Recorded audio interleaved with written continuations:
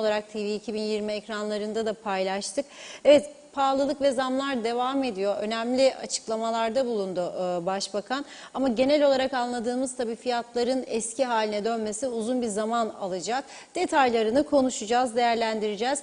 Bir diğer önemli problemimiz tabii ki elektrik. Elektrik kurumunda neler oluyor? Hemen hemen her gün birçok bölgede akşam saatlerinde elektrik kesintileri yaşanıyor. Karşılıklı iddialar, açıklamalar var. Elsen Başkanı Kubilay Özkıraç Aksa'yı hedef gösterdi. Jeneratörleri işletmiyorlar dedi. Yine bunun ayrıntılarını da sizlere yansıtacağız. Peki yönetim ne söyleyecek bu konuyla ilgili? Kıptek Yönetim Kurulu Başkanı Turan Büyükyılmaz da yayınımıza katılacak, açıklamalarda bulunacak. Hepsi ve daha fazlasıyla sizlerin de yorumlarıyla, sorularıyla programımıza başlıyoruz. Evet Reşat Bey, merhaba.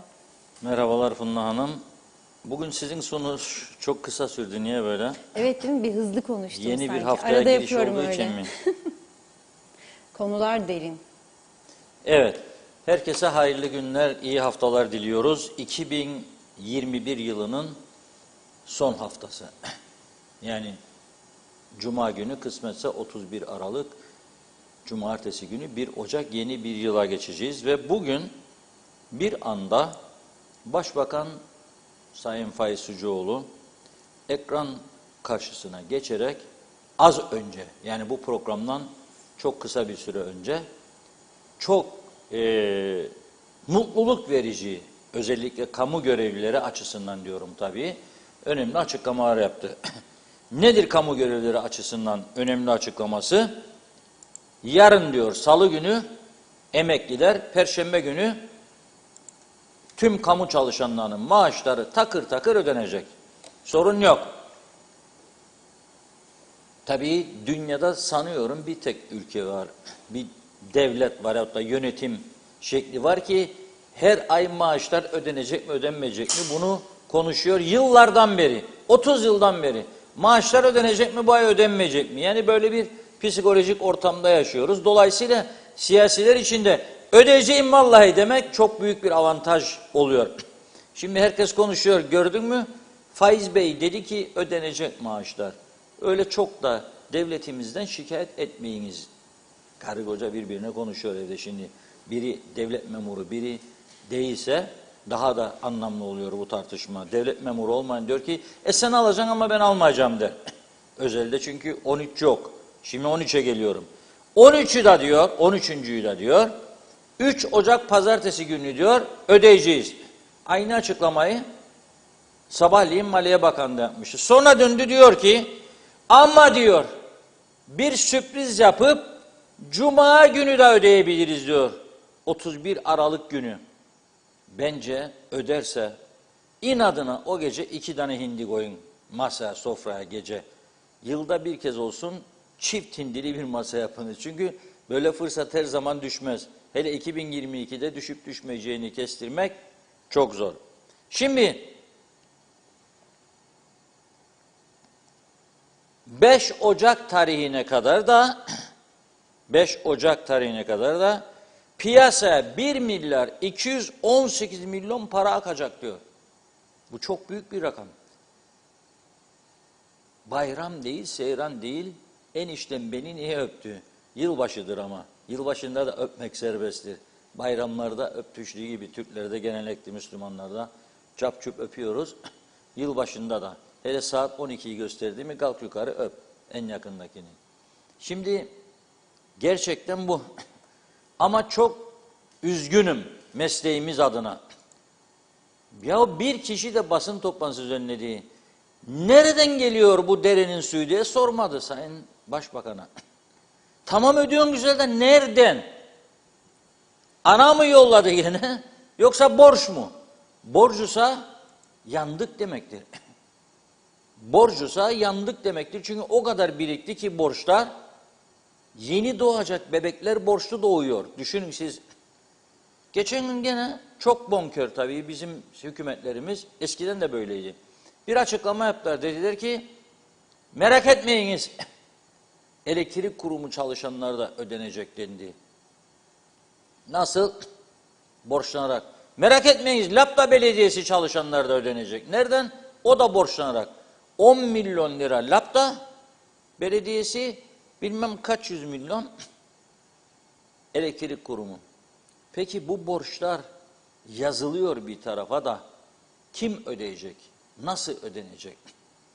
Gene günü kurtaralım, gerisi Allah kerim amin mi, yoksa bir dayanak var mı? Bu borcun kaynağı nedir? Nasıl ödenecek? Planlama program nedir?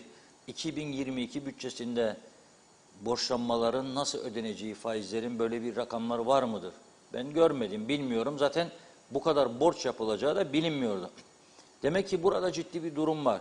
Bankacılık sektörü açısından da uyanık olmak lazım. Bu borçları, kredileri veren bankalar teminat olarak ne alıyor? Girne Kalesi'ni mi, Salamis harabelerini mi? Neyi alıyorlar bilmiyorum. Yoksa vatandaşın banka mevduatları mı garanti olarak aktarılıyor? İlginçtir. Ama dediğim gibi meslek açısından, meslektaşlarım açısından ben şahsen endişeleniyorum. Acaba neden böyle bir soru sorulmadı? Sayın Başbakan'a kaynaklıydı. Ama özetlemek gerekirse gayet moral verici, moralleri yükseltici bir açıklama yaptı Sayın Sucuoğlu. Nereden bulup bulmayacağı ayrı mesele, ama para alacak olan adam nereye bakar? Veriyor mu, vermiyor mu? Veriyor, helal olsun. 23 Ocak seçimleri öncesinde bunu yapıyor. Diyor ki, bir önemli mesajı da, Perşembe gününden itibaren akaryakıt ürünlerine %20 ile 30 arasında bir düşüş yapacağız. Çok iddialı bir rakam. Çünkü ne zaman söylüyor bunu biliyor musunuz? Döviz geçen hafta felaket düştü. Bugün %6 değer kazandığı bir günde söylüyor bunu Başbakan.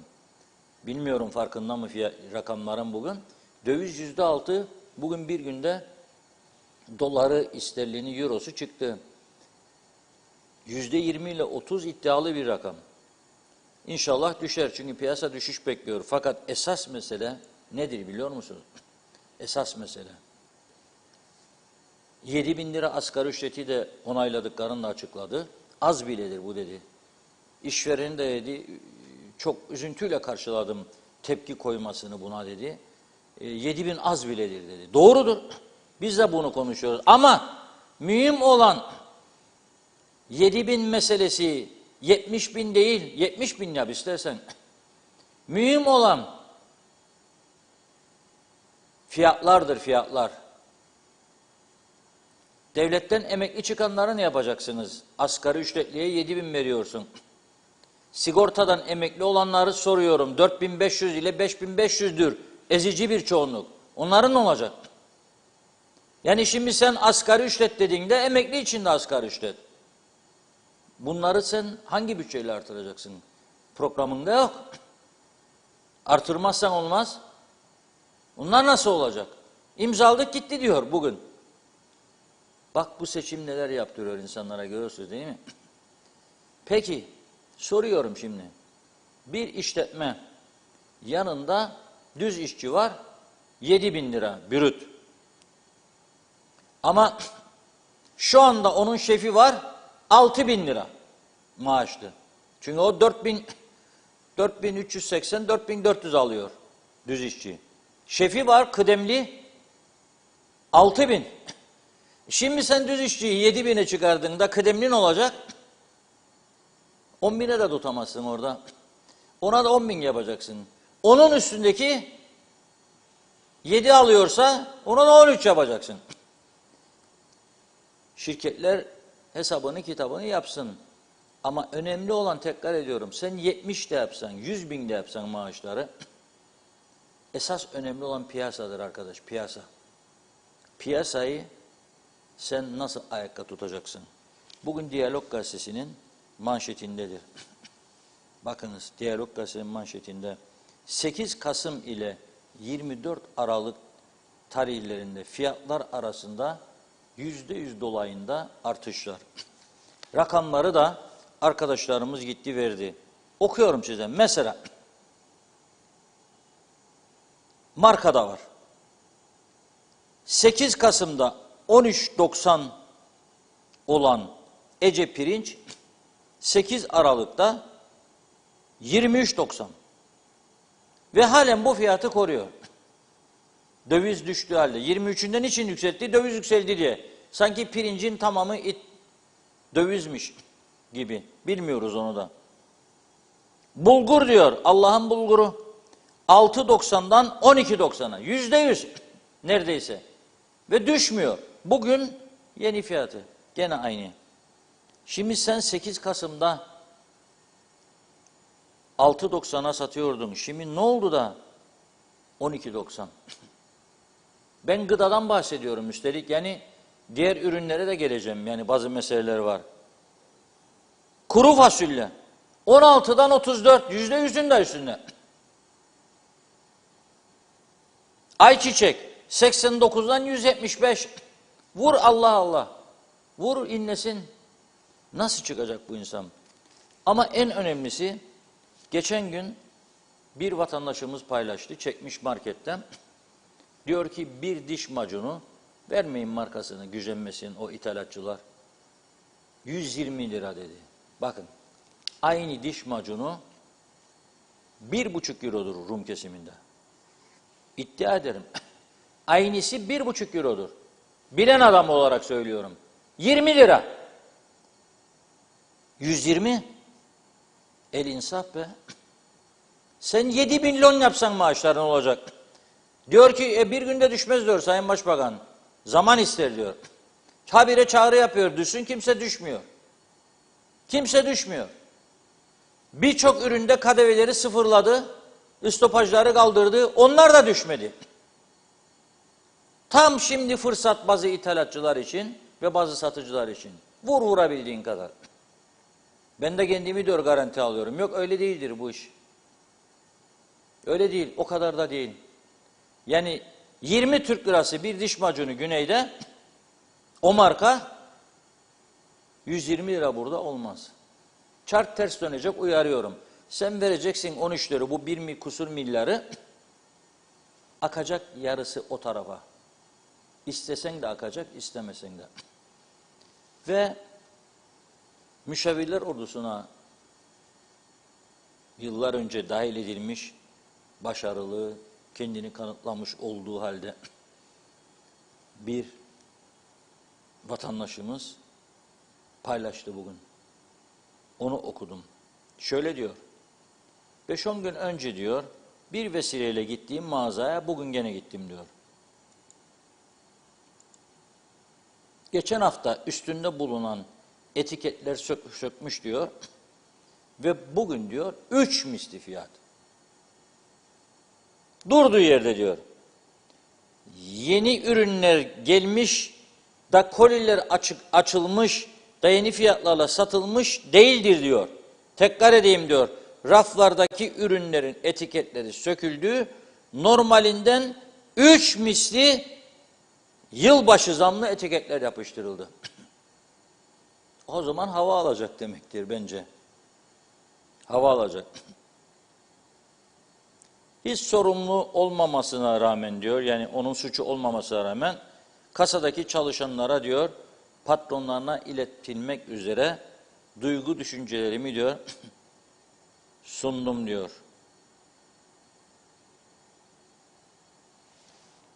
Şimdi diyor, bu durumu nasıl nitelendireyim diyor.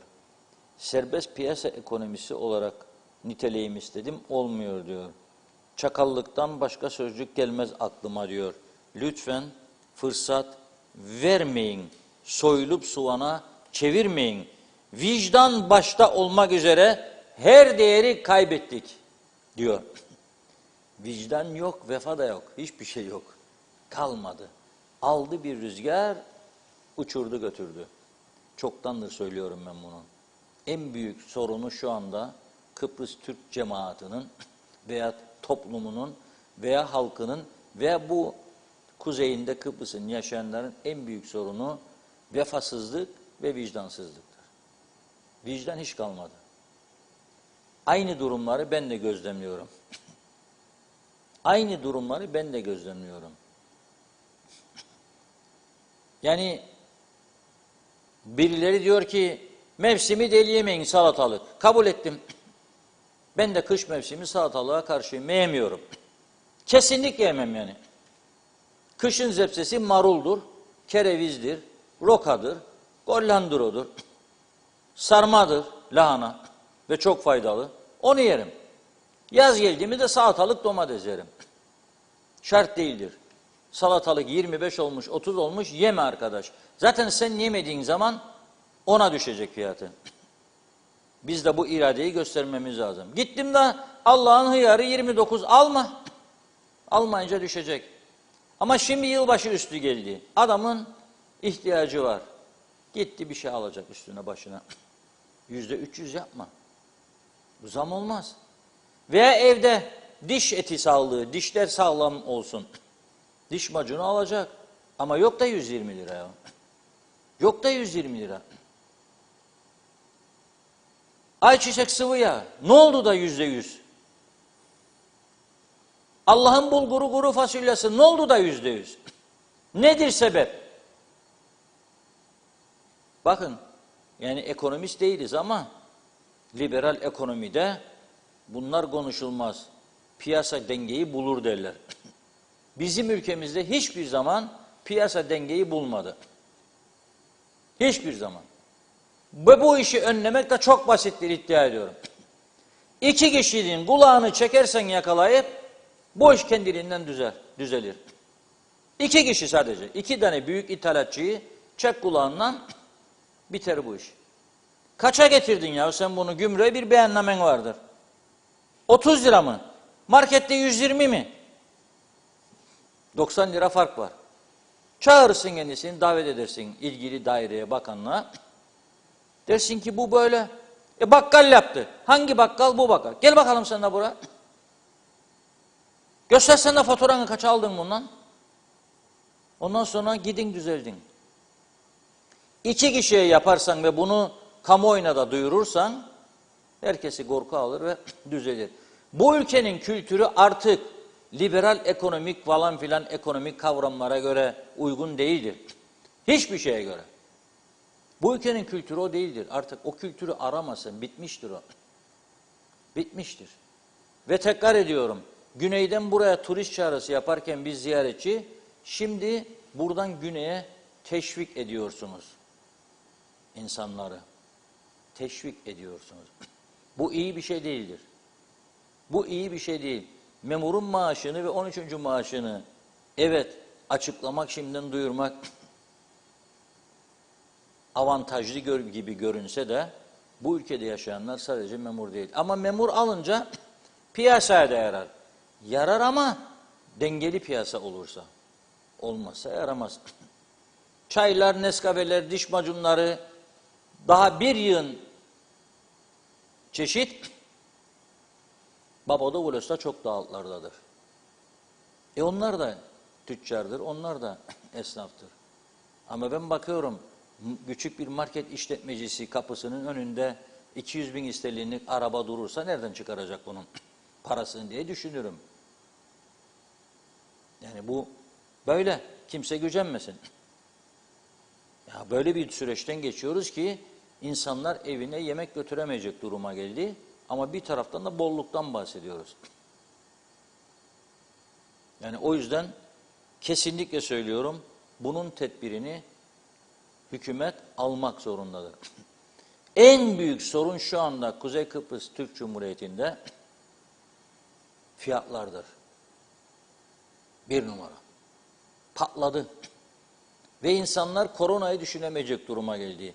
Dün bir günde 29 tane omikron varyantı tespit edilmiş. Sağlık Bakanı kendisi açıkladı. Kimsede tın yok. Kimsede. Sözde yılbaşı dairelerin yasaklanmıştı. Üst kurul kararları var 2 hafta önce. Patladı ortalık. Her gün Facebook'ta paylaşılıyor. Dairemizin yeni yıl kutlaması. Öteki dairemizin yeni yıl kutlaması. Demek ki alınan kararlar da etkisiz. Bu sadece bizde değil, Türkiye'de de patlama var da gördüm son 2 gün. Söylemeyeyim, ceza gelmesin yayınlarımıza. Ama gördüğüm insanlar iç içe. Patlama var.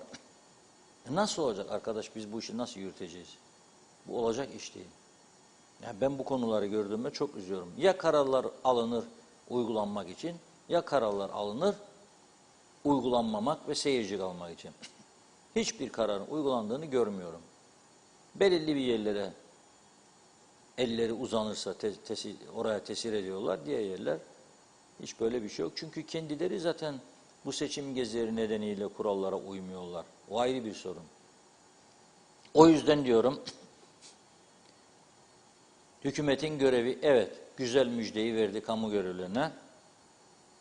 Düşünün siz, Perşembe günü adam alırsa bir maaş, Cuma günde ikinciyi, o evde bayram olur. Ama tezgahta çalışan, market kasiyeri, inşaat işçisidir, ayakkabıcı yanında çalışır, konfeksiyoncu yanında çalışır, fabrikalarda çalışır. Onların böyle bir durumu yok. Onlar normal maaşları alabilirlerse ne mutlu onlara.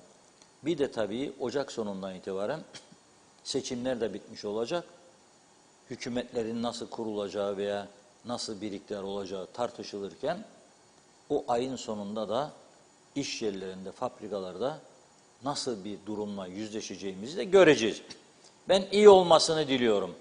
Ama öte taraftan da bunun kaldırılacak bir yük olmadığını düşünüyorum birçok firma için.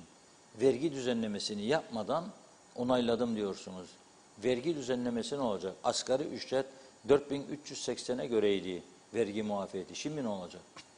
Hangi işletme size 7000'in üstünden bir de vergi, bir de sosyal yatırım sigorta ihtiyaç sandığı yapabilecek? 10.000 lira demektir. Veya 9.000. Ne olacak? Ha, bu para bu pahalılıkta bir çalışana çok mudur? Hayır. Değildir. Değildir. Ama 21 liraya yükselen euronun da 12'ye gerilediğini unutmayalım. 21'di 12. O zaman 21 olduğunda %100 yükseltilen fiyatları şimdi 12 olduğunda ne kadar düştüyse geri indirmek zorundasınız. Ama gene gelirse senin bileceğin iş. Arada bir marj koyuyorsun zaten %10 daha gelebilir diye. Ama yok da %100. Esas sorun benim gözlemlediğim budur. Buna bakmak lazım. Sonra gariban insanlar bu işin içinden çıkamaz diyorum. Evet, buyurun Funda Hanım. Vakitlice başlıyoruz o zaman bugün mesajlara. Çok teşekkür ediyoruz her zamanki gibi. Manolya Hasan Şahin iyi yayınlar dostlar demiş. Teşekkür ediyoruz. Sözer Hasan da iyi yayınlar. Bir hindiyi koyalım demiş. İkincisi olmasa da olur. Mehmet Kurtulmuş hayırlı akşamlar Funda Hanım, Reşat Bey. İyi yayınlar diliyorum. En büyük TV 2020 iyi ki varsınız. Teşekkürler, siz de öyle. Okan Altunterim doları yüksekten bozdu hükümet herhalde demiş. Tema Yavaş Londra'dan selamlar diliyor ve borç yazdı. Dilara Kortu, Reşat Bey bir yoğurt 50 lira haram olsun. İzzet Kahraman iyi yayınlar diyor. Yeni yılımızı kutladı. Ahmet Aktu iyi yayınlar, verecekler ya üzümü niye bağını sorma demiş. Siz neticeye bakın diyor. Sibel Serin o da iyi yayınlar diledi. İyi haftalar, kolay gelsin diyor. Çok teşekkür ediyoruz. Nevin Aşkım, Reşat Bey duyurmanızı rica ediyorum. Karaoğlanoğlu'ndaki marketleri denetlemeyi unutmasınlar. Çok yüksek fiyatlar. İnsaf artık yazdı. İzzet Kahraman, bu kadar senedir İngiltere'de yaşarım. Hiç hatırlamıyorum buradan başkan desin ki 13. maaşları ödeyeceğiz. Ne kadar meşhur bir başbakan var diyor. Evet, ben utandım, acaba kendi utandığımı sormak isterim. Nazime Nalbant iyi yayınlar. Soğuk Londra'dan herkese sevdiklerime selamlar, sevgiler. Yine bugün dedi tam o sırada. Evet, yine bugün diyor Başbakan Faiz Bey konuştu. Her zaman söyledikleri gibi yapsınlar. Çünkü çok söyledikleri sözleri kimse yapmıyor. İnşallah bu defa yaparlar halka. Bu son ayın ve yeni yılda da parasız kimse kalmasın. Reşat Bey'in dediği gibi nereden bu kaynağımız geldi? Kimse açıklama yapmıyor. Hani piyasalar düşecekti? Hani kimse zamlar da yapmayacaklardı? Yine ne alırlarsa zamlı satılıyor. Buna ne demeli? İnanın bu durumlar nereye kadar soruyorum. İyi ki TV 2020 ve sizler varsınız. Ağzınıza yüreğinize sağlık demiş. Yeni haftanızda hayırlı olsun. Doğan Falyalı parayı bulamazsa darphane kursun diyor. Evet, angurun fiyatı 23-24 lira kilosu. Yani insan almasın, alırsa da bir alsın demiş. Evet, Sibel Çamlı marketler depolarındaki eski mallara bile zam yaptı diyor. Zalihe Devrim, sizin aracılığınızla Sağlık Bakanlığı'na mesajım var demiş. Kızım pozitif çıktı, ben eşim izole olmuştuk. Bir gün sonra kızımı Lefkoşa Pandemi Hastanesi'ne bileklik takmak için Girne'den Lefkoşa'ya çağırdılar. Sonra diyor... çağırdılar. Sonra bizi yine bugün çağırdılar bileklik takmak için. Yani Cuma'dan bugüne 4 günde bir biz kendimiz izole olmasaydık ne olacak diyor. Nereleri gezerdik diyor. Bu konuyla ilgili denetimlerin biraz daha ciddi olmasını talep etmiş. Dilara Kortu böyle fırsatçılara 100.000 kez haram ediyorum demiş. Utanmadan yoğurt 50 lira bazıları 40 olmuş. Nevin Aşkın Başbakan bir günde bir zam olur da bir günde indirim olmuyor. Neden olmaz soruyorum dedi. Süleyman Sayman ben bugün el ülkeye gittim fiyatlar hala daha iki misli demiş. Örneklerle de paylaşıyor. Evet, bir tuvalet kağıdı ve yumuşatıcı sadece ikisine 105 lira verdim. Doğan Falyalı aynen böyle oldu. Fırsat bu fırsat torbayı doldurmaya çalışırlar. Sonunda köşe bucak kaçacaklar vergiden diyor. Belgin Rıfat, Reşat Bey bu resmen hırsızlıktır. Halkın cebindeki parayı çalmaktır. Bence bu marketler hemen mühürlenmeli. Caydırıcı cezalar verilmeli. Bahsettiğiniz diş macunu İngiltere'de de normal marketlerde 2 sterline satılıyor. Bazı özel markalarsa 2 liradır aynı ürün demiş. Mustafa Deveci, evet her şey çok güzel olacak, zamlar çok güzel, vatandaşa iyi yapıyorlar. Çünkü vatandaş ağzını açmıyor diyor. Her şeyi kabullenmişler, müstahaktır dedi. Devlet de zaten hayır yoktur, devlet ağzını açamıyor. Gidip de markete hiçbir şey diyemez, korkuyorlar. Sibel Çamlı, cezalar da caydırıcı olmalıdır yazdı. Mehmet Bulduk, Reşat Bey emekli maaşım 4085 lira gelse... Geçinelim, asgari ücret 6.090 lira. Ne olacak halimiz? Eğer emekli ezilirse adalet bunun neresinde? Denetim yok, icraat yok diyor. Keyfi fiyat artışları var. Keyfi kararlar alınırsa geleceğimiz nokta bu yaşanılmaz bir hayat olacak. Ne olacak şimdi dedi. Belgin Rıfat fiyatları her gece yükseltirler. Şimdi ise zam indirmesi olur mu? Öyle kara gözlük kapatma ya da çok büyük para cezaları lazım demiş. Çünkü bunlar utanmayı attı devletin pasifliğinden dolayı diyor. İyice zam üstüne zam yaparlar. İzzet Kahraman da menfaatleri için eğilenler, dik duran insanları asla sevmezler. Daha neyi konuşuyoruz? Murat Balkanlı bu uçuk zamların pahalılığın sebebi basiretsiz iş bilmez adam kayırıcı koltukçu siyasetçilerdir. Fikret İpekçioğlu bizim memlekette hangisi dize geldi ki baştakiler de dize gelecek. Korsan memleket, korsan hükümet diyor. Engin Sedat Tözün, evet Kıbrıs Türk'ünü yok etmek için ne Rum ne de başka düşmana gerek yok. Sağ olsun bizim hükümet ve tüccarlar bu işi yapıyorlar yazmış. Handan Felek, sizi izlemek, dinlemek bir ayrıcalık. Ben şaşırıyorum bu insanlar neden susuyor anlamış değilim dedi. Lütfi Toruntay, selamlar Diyalog ailesi. Evet sizlere çok güzel bir noktaya değindiniz. Diş macunu gittim buradan aldım. Almadım diyor buradan. Birisine para verdim diyor. 25 euro. Bana bu diş macunundan al demiş. 1 euro tanesiydi diyor. 25 tane aldı getirdi bana. Bir de diş fırçası hediye etmişler. Üçlü fırçalarda 1,5 euro. 10 pakette diyor onlardan aldım. Bir de ben emekliyim ve dediğiniz gibi 4500 lira alıyorum. Ne olacak bizim halimiz? Teşekkür ederim. Huzurlu, sağlıklı akşamlar. Doğan Falyalı serbest piyasa rekabet içinde ama serbest istediğin fiyatı uygula sandı. Biri geniş bir şekilde açıklasın bize de öğrenelim diyor. Cengizhan Refikoğulları da iyi yayınlar dilemiş. Evet İsmet Özel dün Yeniboğaz içine akın eden siyasiler de kararlara uyma yoktu diyor. Evet Osman Mene yeni bir haftadan herkese iyi akşamlar diledi. Ferda Küçülmez Müslüman Müslümana zulüm yapar oldu. Nasıl bir dünya oldu bu? Yalancı dünyada bunlardan vicdan diye bir şey yoktur. Bunlar diyor kara vicdanlı oldular. Yazıklar olsun Reşat Bey iyi yayınlar. Erhan Yapıcıoğlu şimdi seçim zamanıdır. Hangi tüccara dokunabilir? Yalnız maaşlar üstünden her ay ben böyle öderim. 13. maaşı da veriyorum. Seçim yatırımı yapacak da Ocak'tan sonra ne olacak? Süleyman Arın Dün markette o da diş macunu 122 liraydı. Evet, aynı diş macunu diyor İstanbul'da gratis'ten 28 liraya aldım. Abi Hüseyin serbest piyasada dengeyi halk ayarlar. Ne fiyat uygulanırsa uygulansın halk o fiyatları sıfıra düşürecek güçtedir dedi. Ve diyor ki İzzet Kahraman, Reşat Bey senden ricam diyor.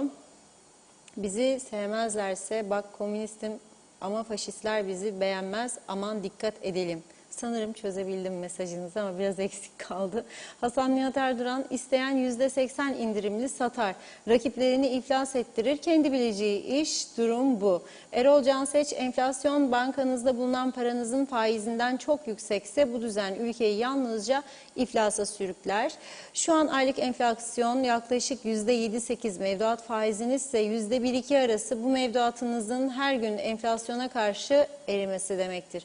Güldane Sayar, evet Türkiye'de sıkı denetim ve ceza uygulamalarına rağmen fiyat indirimine gitmeyen zincir marketlere halk tarafından boykot başlatıldı. Umarım caydırıcı olur diyor. Belgin Rıfat eskiden belediyelerde zabıta vardı, kontrol yapardı. Maliyede de bir birim vardı zannedersem.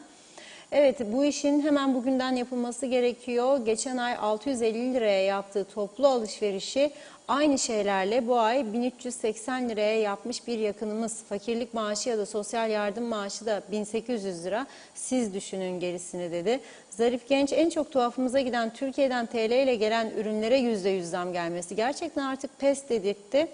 Birçok üründe fiyat etiketi yok. Dün sürekli gittiğim marketimde isyan ettim ve aldığım ürünleri bırakıp kaçtım. Patronlarınıza iletiniz diye şikayette bulundum. Bu halka çok yazık. O salatalıkları ve daha birçok ürünü bir müddet almazsak kimse ölmez. Halk tepkisini koymalı. Mehmet Uluçaylı da kolay gelsin diledi. Zehra Sencer de Karpaz'dan sevgilerimle diyor. Çok teşekkür ediyoruz Zehra Hanım. Ahmet Kaya, evet sevgili Reşat Bey size her akşam güzel yorumlarınızı dört gözle bekliyoruz. Bu memleketi mahvettiler yazıklar olsun. Program başlamadan önce markete gittim 5 litre ayçiçek yağı 180 lira. Ayıp ayıp diyor 58 liraydı diyor aldığım yağ yazıklar olsun dedi. Evet bir iki mesaj okuyup ara verme vakti. Belgin Rıfat çok teşekkür ederim. Değil mi? İnşallah aydınlık günler. Emin Özatilla da iyi yayınlar, iyi haftalar, sağlık huzur getirsin demiş. Çok teşekkür ediyoruz Emine Hanım. Kerim Akgün de diyor ki bu tüccarlar UBP'li kim dinleyecek devleti halkı soyan kalk diyor seçimlere boykot. Zeka Üçer de Londra'dan yazdı. İyi yayınlar diledi. Mustafa Özcan Diyalog Gazetesi'nin pazar günkü manşeti Kuzey ağlıyor, Güney uçuyor. Ben bu görüşe katılmıyorum. Bizdeki fiyat dengesi, denetim, uyuşturucu, kara para trafiği, sağlık, eğitim, turizm güneyde hiç yok. Hatta demiş para bulma derdimiz de kalmamış. Kalpazanlık da başlamış. Güney otursun derdine ağlasın, kara kara düşünsün dedi. Ecevit Aksu bu yeni yıl kendimi ödüllendireceğim. Yeni yıl akşamı 50 liralık tavuk alacağım diyor. Hasan Nihat Erduran da evet lavabo etiket kullanım süresi, ruhsatlar, yatırımlar vesaire denetlenir ancak satış fiyatına kimse karışamaz. Biz almazsak fiyat düşer ancak ve ancak durum budur demiş. İbrahim Gürseloğlak da Sayın Başbakan'a soruyorum. Sayın Atun gece benzin fiyatlarını açıkladığında tüm istasyonlar kapandı. Benzin mazot yok diye. Şimdi niye bir hafta sonra atıyorlar? Çok teşekkür ederim. İyi akşamlar diledi. Evet bakıyorum. Evet mesajlara ara vereyim sonrasında devam edeceğim yine. Çok teşekkür ediyoruz. Evet Reşat Bey. O kadar çok mesaj atladınız ki kasıtlı yapıyorsunuz. Hiç atlamadan okudum ama daha var okunacak mesaj şu anda. Evet bu arada özelden de çok sayıda mesaj var. Herkese teşekkür ediyorum. Bakınız bizi bilen biliyor. Bu programı da izleyen yayıncılık anlayışımızda gazetemiz, televizyon, genel anlamda kültürümüz, olaylara bakış açımız hiç kimse hedef noktamız değildir. Hiç kimseyi hedef almıyoruz. Hiç kimse de aynı zamanda avantajlı değildir. Neyse doğru gördüğümüz yapıcı bir şekilde uyarıyoruz, önlem alınmasına yardımcı olmaya çalışıyoruz. Bakınız bu ülkede evet güneye geçemeyen bir grup insan vardır. Belki nüfusun yarısı ya da daha fazlası geçemiyor. Bana onlar da yeter diyerek ticaret yapılamaz. Bu doğru bir şey değildir. Çünkü o geçebilenleri teşvik etmek de bu ülkenin zararınadır. Onun için dikkatli olmak zorundayız. Şimdi bir Orhan Aslan Bey İngiltere'deki bir yağ fiyatını gönderdi bana. Şimdi Tesco biliyorsunuz İngiltere'deki ünlü marketler zincirindendir. 5 litrelik halis sıvı yağ diyor. 5 litre. 5.10 isterlin. 5 isterlin 10 peni. Bu da bugünkü kurulan isterlin şu anda yükseldi halde bugün. 15.44'ten gidiyor şu anda baktım. Ediyor 78.74 Türk lirası. 5 kilo 78 lira 74 İngiltere'de. En düşük maaş yaklaşık 1000 lira. Bizde, ben adını yeni duydum, bizim yağ varmış. Tabii mutfak işleriyle pek uğraşmadığım için bilmiyorum yağların çeşitlerini. Aklıma kalan eski yağlar vardır. İşte olindir, komilidir, şudur budur. 4 kiloluk bu bizim ayçiçek yağı dün arkadaşlarımız marketlerden aldı. 175 lira.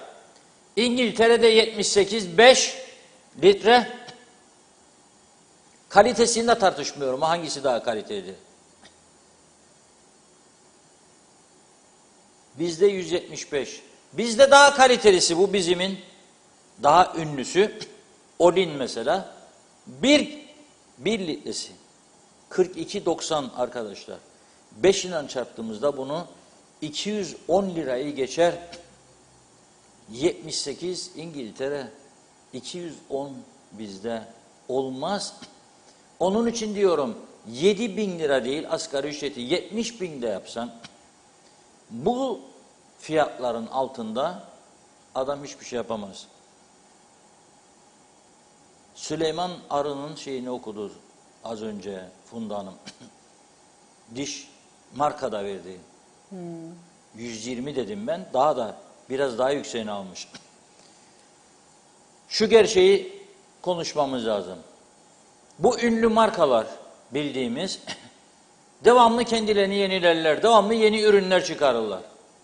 Bakınız bir yıldır, son bir yıl bizim tarafa henüz gelmemiş çok daha etkili ve kaliteli bir ürünü var. O diş macununun. Bizim tarafta hiç görmedim. Çok baktım. 5,5 euro normal fiyatı. Her 15-20 günde bir markette indirime girer. 2,65 indirimli fiyatı. Euro olarak söylüyorum. 3 olsa 39 lira. Bizde 120 istenenin çok daha ileri teknolojisi ve koruyucu susu busu falan filan. Bizde 120 istenenin fiyatı aslında 1,20 eurodur. 1 euro 20. Yani 15 lira. Hadi 20 yaptın. Hadi 30 yaptın. Hadi 40 yaptın. Dur be arkadaş. Durmuyor. Vuruyor. İthalatçı vuruyor, satıcı vuruyor. Vur babam vur. Bunun önüne biri geçecek. Şimdi bir siyasetçimiz de bana yazıyor. Boykot yapsın marketleri diyor vatandaş. Ona bir unutulmaz bir örnek vereceğim bütün izleyicilerimize. Bu ülkeden bir zamanlar Ünal Akifler diye bir ekonomist geçmişti. Allah rahmet eylesin. Sağlık sorunları yüzünden erken hayatını kaybetmişti. Uzun yıllar da Ticaret Sanayi ve o zaman öyleydi bakanlığın adı Ticaret ve Sanayi Bakanlığı. Ekonomi sonradan koydular. Ticaret ve Sanayi Bakanlığı müsteşarlığı yapmış. Şiprivex Yönetim Kurulu Başkanlığı falan. Neyse İngiltere'de yaşamış bir arkadaşımızdı. Peki tahsil yapmış. Orada tahsil yapmış biriydi. Şimdi İngiltere'de o zamanlar onun orada olduğu dönem et fiyatları çok yüksek olduğu için tüketiciler boykot kararı almış. Kasaplara gitmeyin. Et almayın. 3. gün artık boykot çok etkili. Çöküyor bunlar. Fiyatlar düşmeye başlıyor. Ama denetleyicileri var. Geziyorlar kasapların önünde. Bakıyorlar giren çıkan var mı yok mu? Bakmışlar ki Bir yaşlı adamcağız çıkıyor bir kasaptan. İki eli de böyle poşetleri kaldıramıyor. Yüklü. Hani Kıbrıs'ta alışkınlık ya eskiden tabii şimdi kalmadı da 2 kilo bir kuzu but parçala doldur bir poşete. Bir poşete de işte bir tane takım ciğer, 1 kilo 2 kilo kıyma, kellecik mellecik de falan 2 poşet doluyor. Merak etmişler. Yahu kimse girmiyor, etmiyor. Bu adamın İngiliz'e de benzemiyor. Kimdir bu? Yani nasıl olur bu iş? Demişler ki merhaba, merhaba. Boykot var sen. Yo demiş. Etsiz yapamayız biz. Neredensin demişler. Kıbrıs'tan demiş. Anladık dedi. İşte bizim taraf Kıbrıslı Türk. Budur. Boykot onun için uygulanabileceğini sanmıyorum. İhtiyacı var gidecek alacak. Ama diyorum diğer tarafa kaçırmayalım. Çok önemli. Kaçırmayalım. Kaçırırsak ipin ucunu zordur. Bak işçi şimdi gönderiyoruz. İlk parti 130 kişi galiba ya 140 kişi mülakata çağrılmış. Türksen aracılığıyla müracaat edenlerden. Şimdi arkadan ikinci dalga gelecek, üçüncü dalga gelecek. Bir de bu olursa o zaman o savunduğumuz yeni tezler mezler ne olacak daha iyi düşünmemizde fayda var. Yani bu iş böyle gitmez ve gitmeyecek. Döviz düştüyse dikkatimizi ona göre fiyatlara yönlendireceğiz ve düzelteceğiz bu işi. Bunun başka çaresi yok. Tabii bu arada sendikalardan da ilginç eylem haberleri geliyor. Bunlara da biraz dikkat etmemiz lazım. Tam da bu seçim arifesinde yani eylem gerekçesine bakmak lazım. Mesela sağlık çalışanlarla ilgili tıp işten geçen hafta bir açıklama geldi. Acil şeyler hariç gidiyoruz. Niçin? Fazla mesailer ödenmedi diye.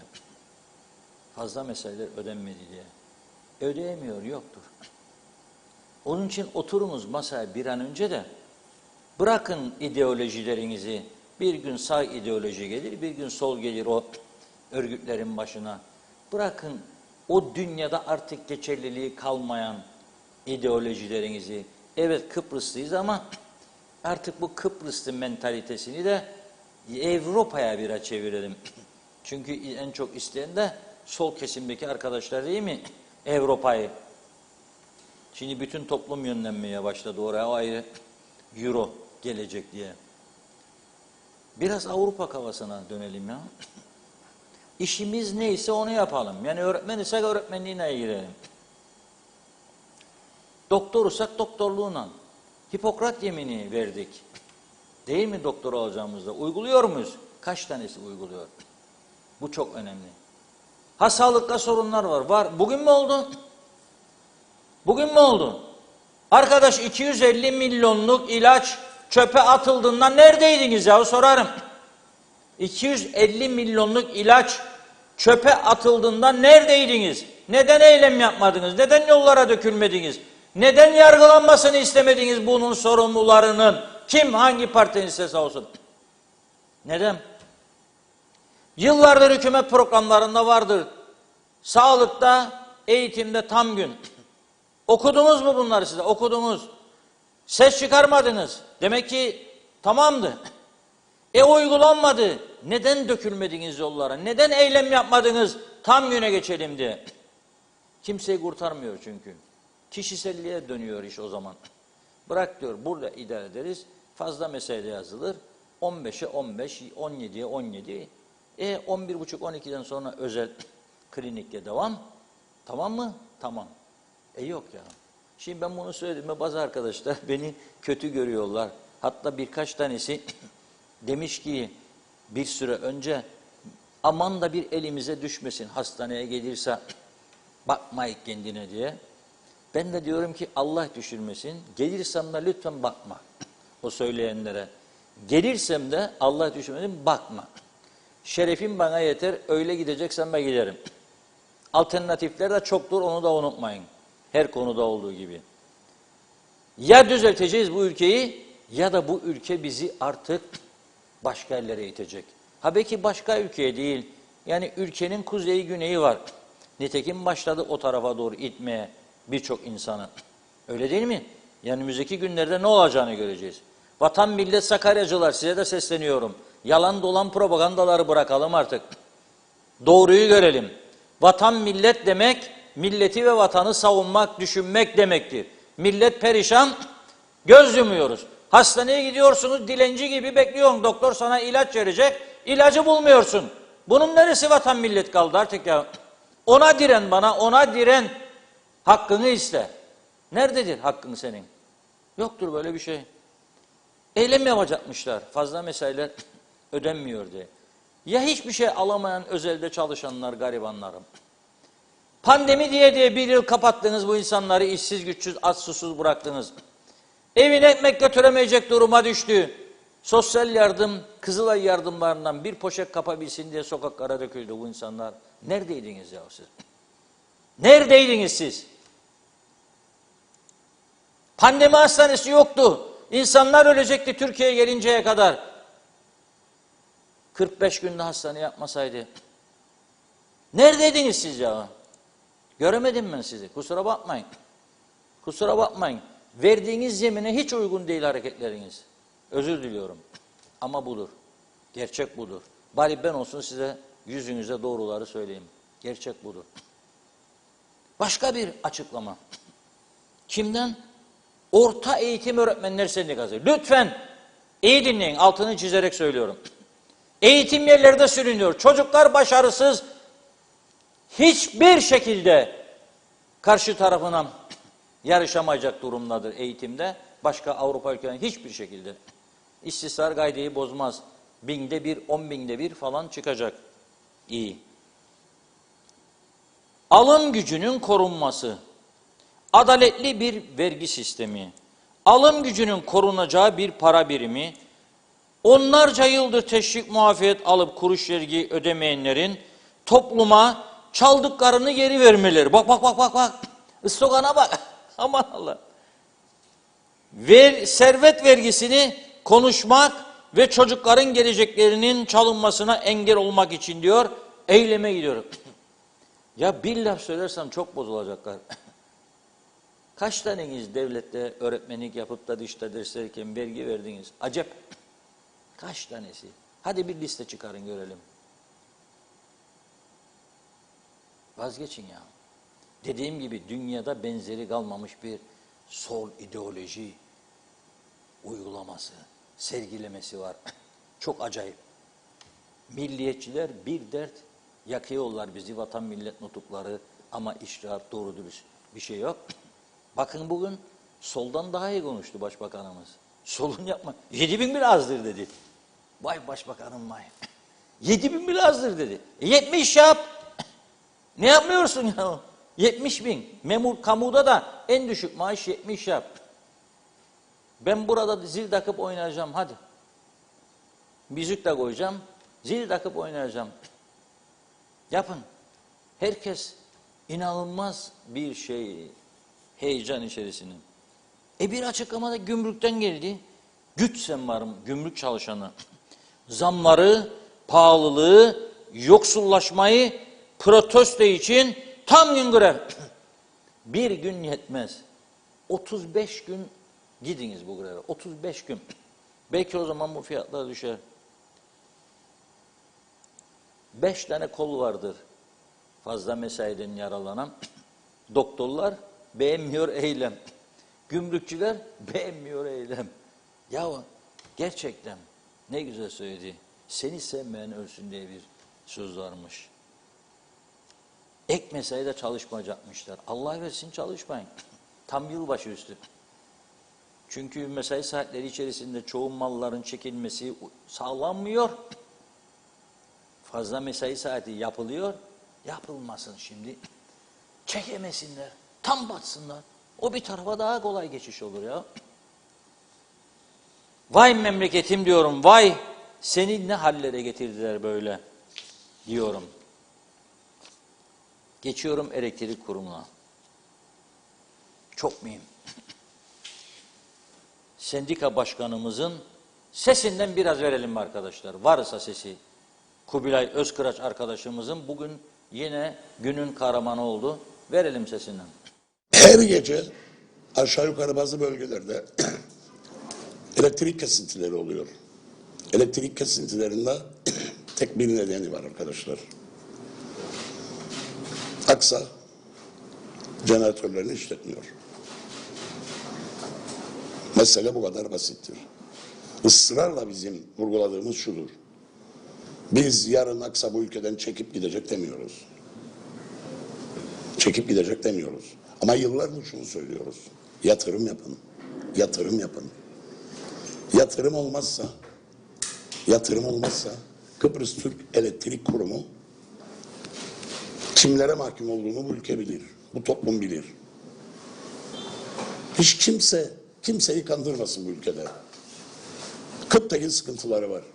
Kıp'taki batırmaya çalışanlar var. Kıp'taki yeşil sermayeye devretmek isteyenler var. Ama burada bir de sendika var. Burada çalışanlar da var. Maaşlarına, özlük haklarına, Kıp'taki çalışanlarının, her biriminde çalışanların özlük haklarına, maaşlarına uzanan elleri kırarız. Kırarız. Yürekleri varsa Perşembe günü bu maaşlar ödenmesin. Yürekleri varsa devletin ödediği gün 13 maaşlar ödenmesin. Yürekleri varsa. Ben Notre Meydan diyorum. Maliyenin elektriğini kestik. Kesmeye de devam edeceğiz. Aşağı yukarı 14 milyon bir para aldık. Spor salonlarını kestik. Onlardan da aldık. Güzel yurtta kestik. Belediyelerin onlardan da aldık. Kesmeye devam edeceğiz ama. Hiç. Çünkü kurum üretiyor, bir mal satıyor, o malın karşılığını almak istiyor. 4 gün önce bütün toplum duysun bizi. Vakıflar İdaresi denen bir kuruluş var. 18 milyon borcu var. Sendika olarak gidip o elektriği kestik. Hakkımız var. Ne yaptılar arkadaşlar bilirsiniz. Kaçak elektrik bağladılar. 2 saat önce tekrar kestik. Devletin bir hayır kurumu. Devletin hayır kurumuna bak. Camilerden bilmem nelerden sorumlu hayır kurumu bu mu yapıyor? Saat 11'de elektrik tekrar kesildi. Buradan polisi de göreve davet ediyorum. Sinkat var burada. Biz bekliyoruz. Bir seçim süreci var. Seçimden sonra gelecek olan hükümeti yazılı ve sözlü olarak önerilerimizi sunduk. Eğer onlar da gerçekleşmezse Kıbrıs Türk Sendikal Hareketi'nde görülmedik eylemler başlayacaktır.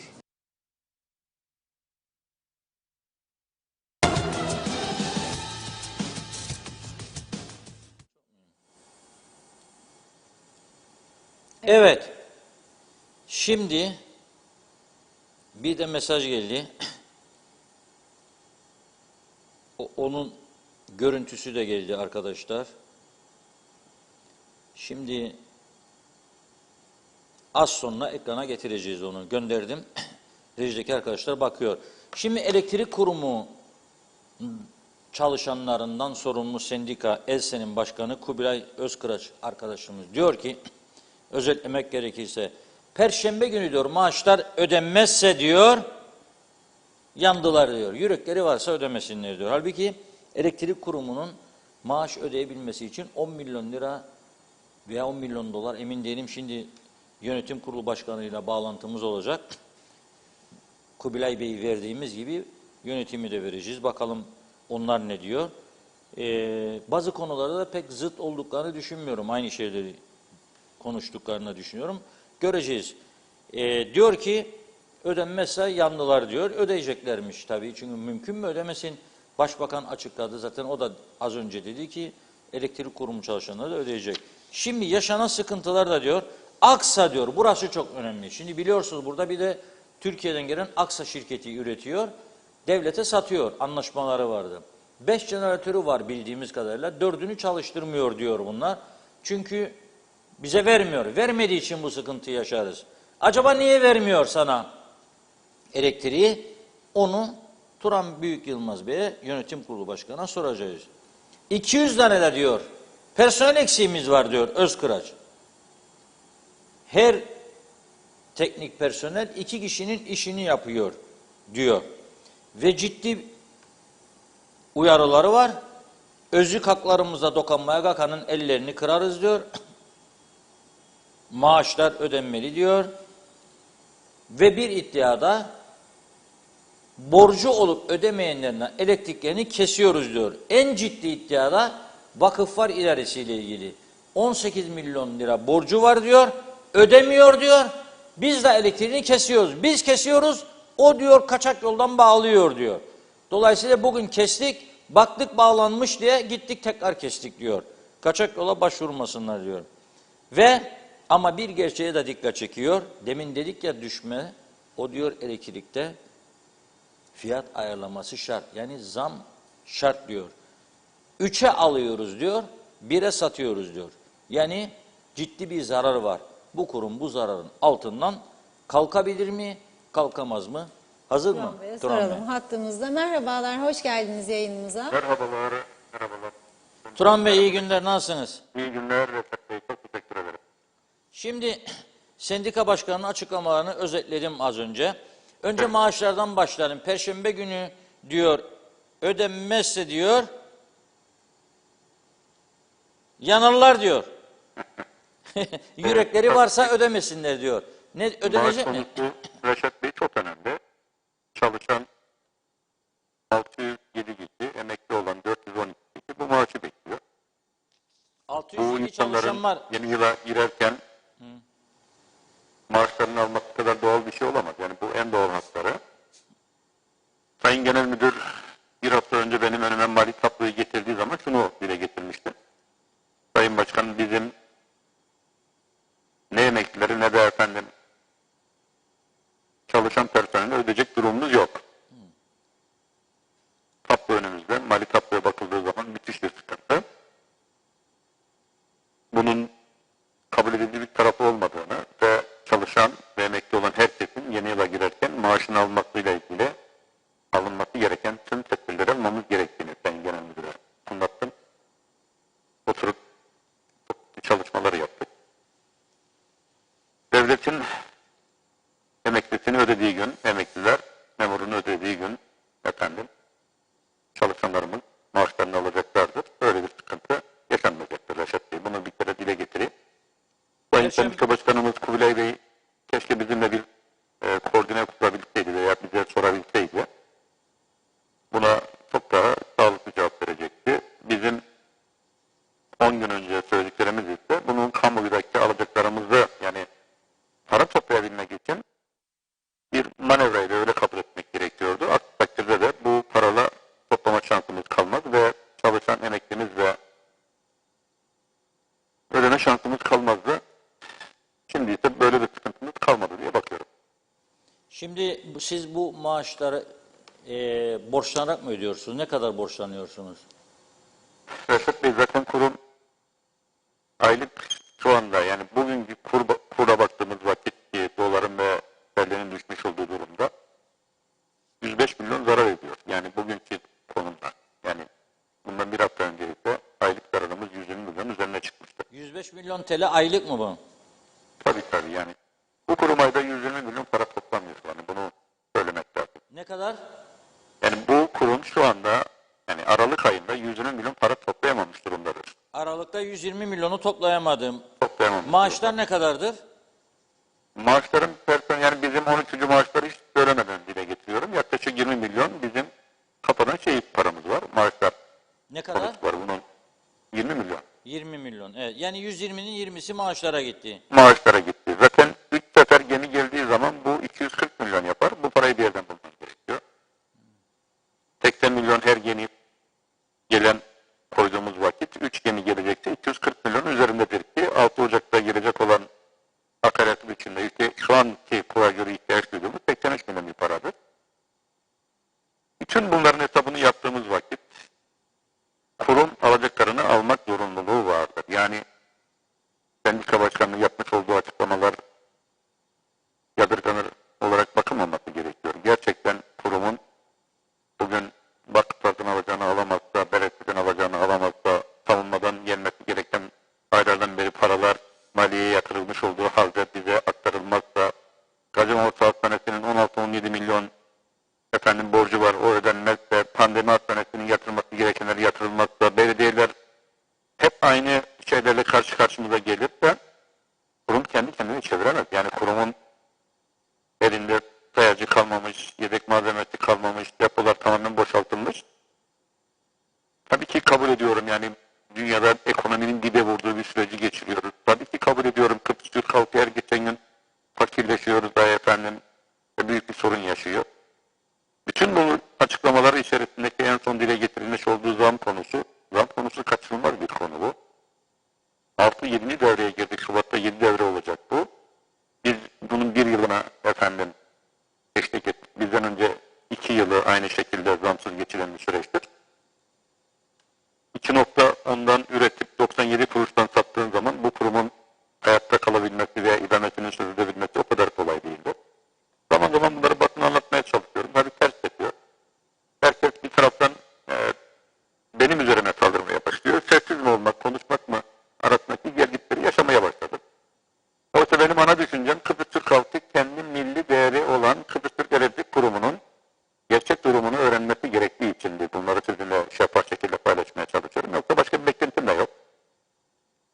Evet, şimdi bu kurum şimdi maaşları ödeyebilmek için de borçlandı ama diyorsunuz ki 120 milyon topladı. Sade yakıt 240 milyon diyorsunuz. Yani 120 milyon açığı sade yakıtta var. Ayrı zamanda maaşlar var ve diğer harcamalar var. Yani jeneratörlerin bakım, onarımı falan değil mi? Cari giderleri var. Bir sürü hususlar var. Yani bu kurumun giderleri, gelirleri bunlar hep dengelemek gerekiyor. Yani sonuç itibarıyla bir yol haritasını kabine ortaya koyması lazım. Sayın Başbakan, ilgili bakan, bir yönetim kurulu ve kurumun esas idaresini yürütmekte olan müdür ve müdür muavinleri bu kurumun misyonunu ve vizyonunu ortaya net koyması gerekir. Yaşanmışlıklardan dersler çıkartılıp en azından kurumun 3 yıllık geleceğini hazırlayabilmek için bir master planı yapılması gerektiğini değerlendiriyorum. Bunlar da çok zor şeyler değildir. Fonlar olabilir, zam yapılabilir, vatandaşa yapılacak olan zam süspansiyon edilebilir, daha çok devlet bölümlerine aktarılabilir. Bunların hepsini değerlendirmek gerekiyor. Evet, şimdi... Ama sonuç olarak kurumun bu gerçekleri bunları değiştiremeyiz. Güzel olan taraf kurumun 8 adet teknik jeneratörü var. Bunların tamamı aktif halde. Sadece bir tanesinin dönüşümlü olarak jeneratörün bakımını yapıyoruz. Her biri bir hafta ya 10 gün devre dışı kalmak zorunda. 2 termik santral çalışıyor. Şu anda aktif olarak teknik 210 megawattlık bir akım üretmiş durumdadır. Aksa konusu, biz kimseye kızma hakkımız yok. Aksa'nın bizden 446 milyon alacağı var. Bu alacağı tahsil edemediği için Aksa'yla şöyle bakmamız lazım. Akaryakıtını nasıl alacak? Arızalı malzeme. Çünkü bu jeneratörlerin parçaları inanılmaz pahalı. Bir arıza ortaya çıktığı zaman o arızayı nasıl giderecek? Çalışanı nasıl ödeyecek? Yani bu idamenin yürütülmesiyle ilgili Aksa bizden alacaklarını alamadığı için bu sorunları yaşadığını da biliyoruz. Evet. Geçen hafta içerisindeki artmadan dolayı Aksa bize günlük 100 megawattlık bir akım üretmesi gerekirken 46 megawattlara kadar bunu indirmişti. Arızalı olduğunu dile getirdi. Böyle kabul etmek zorundayız var. Yani bunun aksini gidip de değiştirme şansımız yok. Şu anda kısmı olarak bazı jeneratörlerin arızaların giderildiğini, onların da 8 tane jeneratörü var. Bu hususlarla ilgili önümüzdeki süreç içerisinde bir seçimden geçiyoruz. Belli ki bu seçim sonrasında yeni hükümet modelleri ortaya çıkacaktır. Daha güçlü bir kabine, daha güçlü bir hükümet modeli ortaya çıktığı zaman daha sağlıklı bir çalışma ortamı doğabileceğini düşünüyorum. Sonuçta bunlar hepsi ortadan kaldırılabilir. Kurum kendi alacaklarını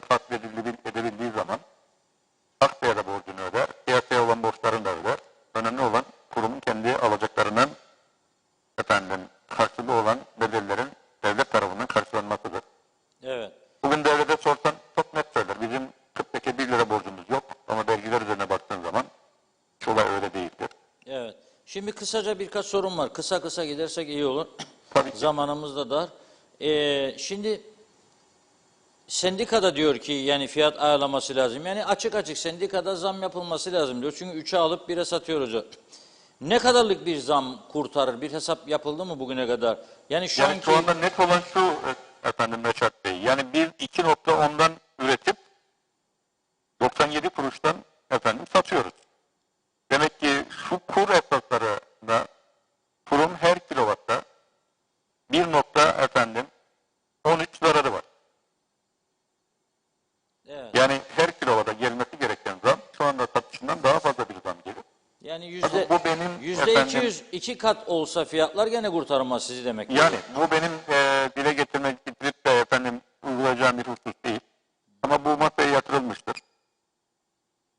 Bu masanın nasıl çalışacağı konusuyla ilgili hükümetin başının esas vereceği karar önemlidir. Evet. Vatandaşı ezmeden, sanayiciyi ezmeden ki bizim ülkemizde elektrik bu kadar pahalı olması durumunda küçük esnafımız ve sanayicimizin nasıl bu işleri çevireceği hususunu da değerlendirmek gerekiyor. Olaya her yönde bakmak lazım. Çok doğru. Peki şunu sorayım. Efendim, o yüzden bunların hepsinin bir çalışması lazım. Yani Doğru. Peki mesela bir de şunu sorayım. Bu Aksa parasını alamadı. 440 milyon. Dolayısıyla adam üretimi azalttı. Mecburen az veriyor. Bu durumda elektrik kesintileri böyle devam edecek mi? Ta ki Aksa sorunu Yani çözülsün. bence ödemeyle ilgili bir çözüm bulunması gerekiyor. Yani nasıl ödemelerle çözüm bulabiliriz? Kıbrıs Türk Elektrik Kurumu kendi alacaklarını toplamaya başladığı zaman Aksa'ya da borçlarını ödemeye başlar. Bir yöntem ortaya konabilir. O yöntemi efendim Aksa'yla oturup konuşulur. Bir ödeme planı ortaya konur. Bu ödeme planı içerisinde satık kalınarak işler götürüldüğü zaman herhangi bir sorun yaşanmaz. Yani bir sorun yaşanacağını düşünmüyorum. Sonuç itibariyle bu ekonomik darboğaz içerisinde her kesim bir sıkıntı yaşıyor. Sadece Kıbrıs Türk Elektrik Kurumu değil, devletin bütün organlarında aynı sorunları var. Ama bunları çözebilecek potansiyel Kıbrıs Türk Cumhuriyeti hükümetinde olduğunu düşünüyorum. Çözebilirler. Evet, inşallah çözerler. Çok teşekkür ediyoruz verdiğiniz bilgiler için. Ben teşekkür ederim Reşat Bey. İyi yayınlar diliyorum. Teşekkür ederiz, sağ olun.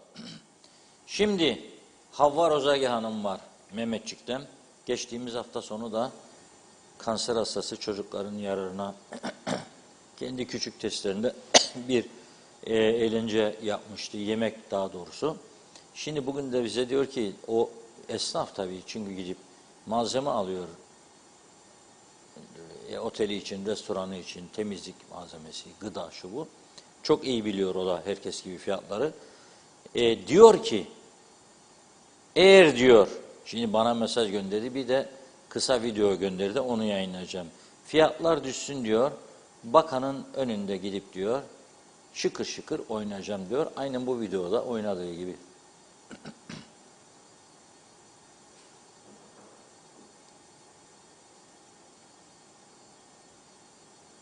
Hazırlıyorlar. Hazırlıyor mu? Evet. Aydan mı iniyor bizim arkadaşlar? 10 dakika oldu gönderdim. Yayınlıyoruz diye de yazdım da. 2 tane adam var bizim rejide de sağ olsunlar. Geliyor. Ver.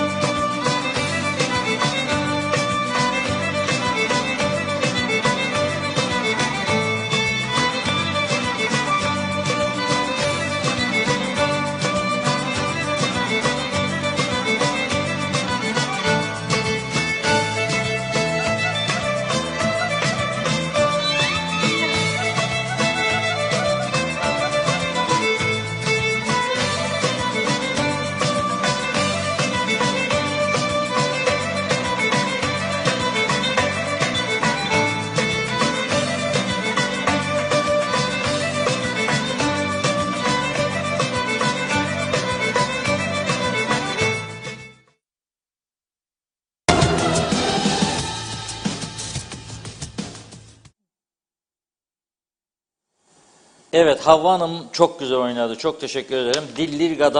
Dillirga şarkısını ne güzel oynamış.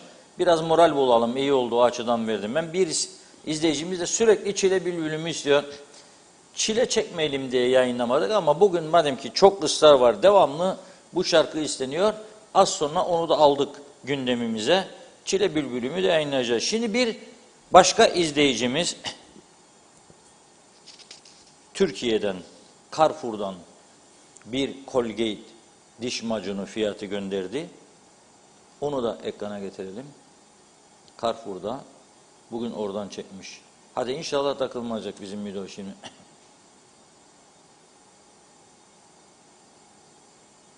Ah, yaşa. 15 lira. Görüyorsunuz değil mi? Görüyorsunuz. 15 lira 37 kuruş. Bugün yani çekti gönderdi. 15 lira 37 kuruş olan bizde nasıl 120 lira ya? El insaf, el insaf, el insaf. Ne diyeyim? 15.37 ana vatan, 120 yavru vatan. 1.30 euro Kıbrıs'ın o bir tarafı.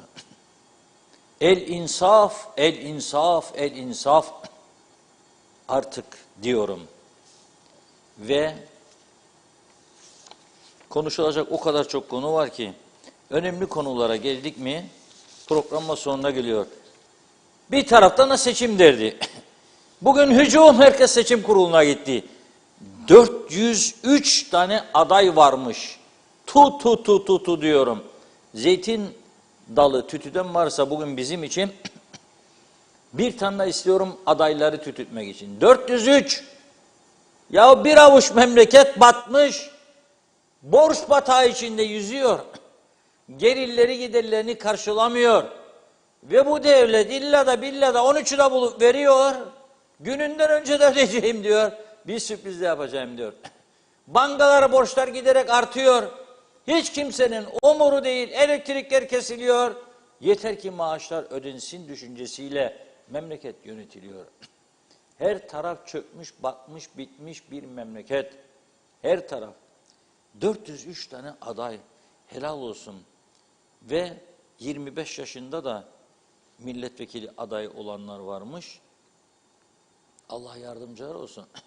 25 yaşında milletin vekili olmak demek milleti çok daha ileriye taşımak demektir. Tabii parti başkanları izin verirse. Bu adayların 131'i kadın diyor. Bu da başarı. Yani 403'ün 131'i kadın.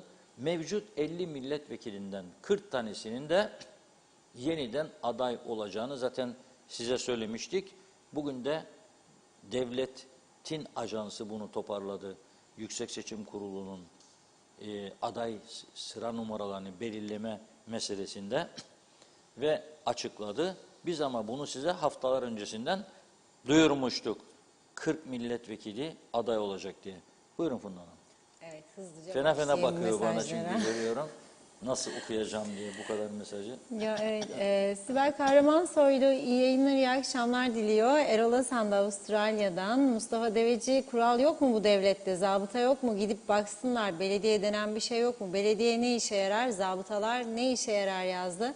Fatoş Reşat Kolbaşı da evet bence herkes birlik olsun. Marketlerin önünde eylem yapılsın. Mustafa Aşık Kofalı selam olsun aydınlığa ışık tutan kanal çalışanları, selam olsun dünyanın temiz işçi, emekçi insanları demiş. 2021'in son kara pazartesine selam olsun aydınlık günlere ışık tutanlara. Ali Şengül, evet tüm bu fahiş fiyatların ardından 1 Ocak'tan itibaren geçerli olmak üzere tüm harçlara devletin yapacağı zamlar var. Reşat Bey, hükümet edenlere lütfen çağrı yapın. Harçlara yapılacak olan zamlar durdurulsun, yapmasınlar. Bir de bu harçlara yapılacak zamlardan dolayı bu halka balyoz etkisiyle vurulmasın. Artık bu yükü kaldırma gücü kalmadı. Teşekkür ederim. Hayırlı akşamlar.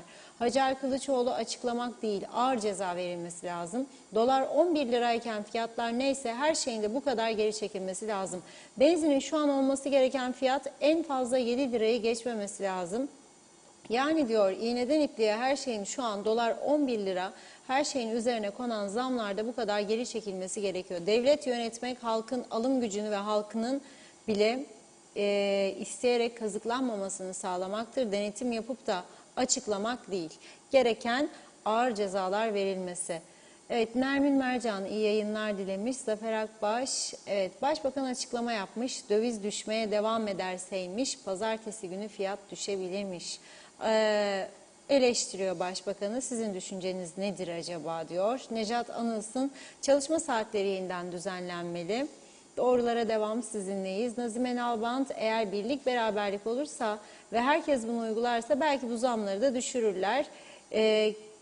Kimse yapmadığı için denetimler de yok. İstediği fiyatların üstüne koyuyorlar. Çıksınlar deseler kim yüksek fiyatta satarsa ceza ve dükkanını kapatacağız diye hiçbiri demiyor. Sadece çok pahalı demekle yakınıyor. Ne olursa az ücretli ve az ücretli çalışanları oluyor. Ne olursa demiş.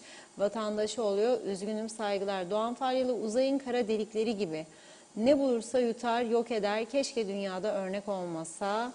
Evet, Mehmet Ali Özdemir, dilinize sağlık dedi. Aydın Özaydınlık, marketler kara gözlük yapar, kimseyi sallamazlar, havasında giderler, fiyatları düşürmezler. Ama bu halkın da diyor bir sabrı olduğunu bilsinler. Yarın bir gün marketlerin önünde 100 kişi birden marketi yağmalamaya kalkarlarsa o zaman diyecekler ki keşke fiyatları düşürseydik. Hangisi iyidir acaba? Mehmet Şenler iyi yayınlar diledi. Aytaç Bey de Çile Bülbülüm şarkısını istiyor. Evet, Allah kolaylık versin inşallah demiş. Esgül Mehmet, dün markete gittim, gördüm, fiyat değişimini sordum. İnşallah düşürürsünüz demiş. Bana dedi ki diyor, daha da yukarı. İnanamadım dedi. Evet, mesajın sonunda yazmışsınız, sonradan gördüm. Nurten Baran'da hayırlı yayınlar, halkı düşünen yok, koltuk sevdası, 5 kişilik ailenin evine gitsinler, görsünler, ne yiyorlar, baksınlar. Evet, Aytaç Bey iyi ki varsınız dedi. Vedat Allah Kerim, Derebey'i yine iş başında yazmış. Mahmut İlerici, Reşat Beyciğim, lütfen Sağlık Bakanı Sayın Pilli'ye çağrı yapar mısınız? Lütfen, ben emekli bir polisim ve tam 1 yıl önce bypass açık kalp ameliyatı oldum. Günde 9 tane hap kullanıyorum. Fakat ilaç kurulundan almakta olduğum Plavix ve kolesterol hapımı Mausa'dan almak için Lefkoşa'daki merkezi eczaneye gittim. Fakat boşuna gitmiş oldum. Kurul haplarının olmadığını söylediler. Bakan tekrar bakan olduğunda alınacağını söylemişti halbuki. Hep yalan. Lütfen sorar mısınız diyor. Belgin Rıfat, bu düzensiz fiyat artışlarına göre azdır tabii ama fiyatları denetlemek... Hiçbir şey yapmıyorsan kapat demiş. Bütün büyük marketleri birer hafta kapatma cezası verin diyor. Hemen anında fiyatlar düzelmezse bunların yaptığı da yapamadığı her şey yanlış. Elektrik de fiyasko, benzin de fiyasko, tüp gaz tam bir fiyasko. Rezalet demiş. Süt fiyatı mutlaka ucuzlamalı. Ne demek? İnsanlar çocuklarına süt alamıyor. Temel gıda maddeleri, makarna, pirinç, et, süt, yağ, şeker, kahve. Evet, hepsi. İnsanlar alıştığından nasıl men edebilirsiniz?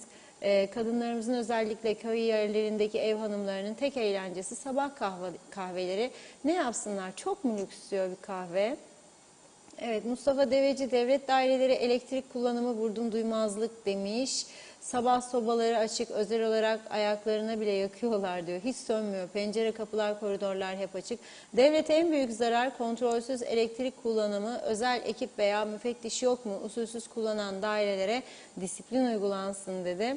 Evet, İsmet Ezel, toplayın alacaklarınızı, vatandaş öder, kurum kuruluş şu da devlet ödesin diyor. Sizin gücünüz vatandaşa yönelik demiş. İsmail Bükülmez, Kıptekin alacak sorunu kendisine aittir. Borçları toplayın, halka çile çektirmeye ne hakkınız var? Halkın suçu ne?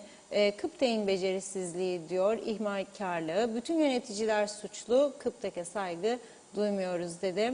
Ecevit Aksu, arkadaşlar lütfen yeni yıl akşamı aile fotoğraflarınızı paylaşın. Ama diyor, masada yediklerinizi içtikleriniz size kalsın. Olan var, olmayan var, saygılar.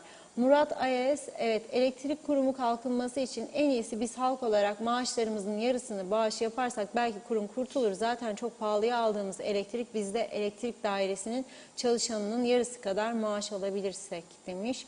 Murat Arslan, Koca KKTC dedikleri Türkiye'de benim doğup büyüdüğüm ilçemin 1/3. Yazıklar olsun ki herkes yolsuzluktan bahsediyor, yönetilememekten yakınıyor. Her kamu biriminde gereksiz fazlalık var. Sorsan herkes premium vatandaş, elit ama böyle devran böyle gitmez. Umarım Ankara bu duruma bir son der. Madem yavru vatan kimse ağlamayacak. Belgin Rıfat, Yakın Doğu Bank'tan borçlanmalara devam herhalde. Yakında elektrik kurumunun yeni sahibi diyor. Yakın Doğu Bank olacak. Tabii KKTC devletinin Maliye Bakanlığı'nın tapusunu da onlara verirler. Bu borçlar nasıl ödenecek? Yamalı bohça misali kadifeyle başladılar. Biçkiyle bazen yama yaparlar üstüne. Çok eski bir Kıbrıs sözüdür. Kadifeyle başladılar biçkiye bazen yama yaparlar üstüne.